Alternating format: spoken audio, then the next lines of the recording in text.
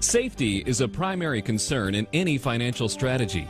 Taking a calculated, understood, and informed risk is one thing, but exposing yourself to unnecessary risks, which could easily be avoided, is quite another. When it comes to money that you're counting on, and especially money you have worked so diligently to save and expect to have access to during your retirement, you better be sure it's stored in a safe place. But which places are safe? Massive amounts of advertising have conditioned us to store our money in banks, both for short and long-term storage. But are banks the safest place to hold your money? Rather than answer that question directly, let's compare and contrast holding your money in a bank versus depositing it with an insurance company via a permanent dividend-paying whole life insurance policy, and then you can decide for yourself. Let's start by considering what the overall purpose of a bank or a life insurance company is. Their sole reason for existence is to make money. But who are they making money for? A bank's primary responsibility is to make money for their stockholders, so they can get a return on their investment. After all, that's why the bank was created in the first place, to benefit the stockholders. Stock-owned life insurance companies, like AIG, are also responsible for making money for their stockholders. Just like banks, they must keep their stockholders happy. A mutually owned life insurance company, on the other hand, is responsible for making money and providing a return for their policyholders, which would be you. There are no stockholders in a mutual life insurance company to satisfy. Executives at banks and stock-owned insurance companies are responsible to their stockholder, which means they have incentive to take additional risks.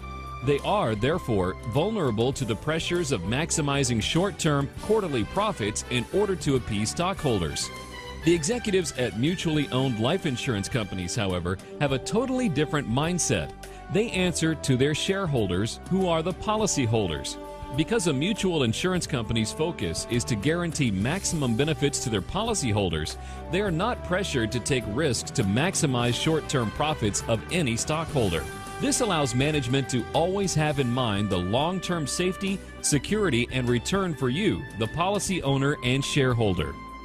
An article in Forbes in December of 2008 clearly depicted this stark contrast between working for shareholders versus working for policyholders by stating, with their survival on the line, publicly traded insurers are scrambling for cash by cutting dividends and issuing new shares, diluting existing investors, begging regulators for a relaxation of capital requirements, and lobbying Washington for a cut of the $700 billion Wall Street bailout. It goes on to say, their mutually owned rivals haven't asked for a dime. Their statutory surpluses, the regulatory counterpart to book value, have held steady or even increased. Some are announcing plans to pay out near-record dividends to policyholders. This might explain why certain mutually owned life insurance companies have been able to pay out dividends every single year for over 100 years, even during the Great Depression. Now, let's take a look at what would happen if you had money deposited with a bank or mutually owned life insurance company that went under. Assuming the bank is an FDIC-insured bank and that your money is in a checking and savings account, money market account, or a certificate of deposit, your deposits are insured by the full faith and credit of the United States government up to a specified amount. Since 1980, that amount has been $100,000 per depositor per bank, but was temporarily increased to $250,000 through December of 2009.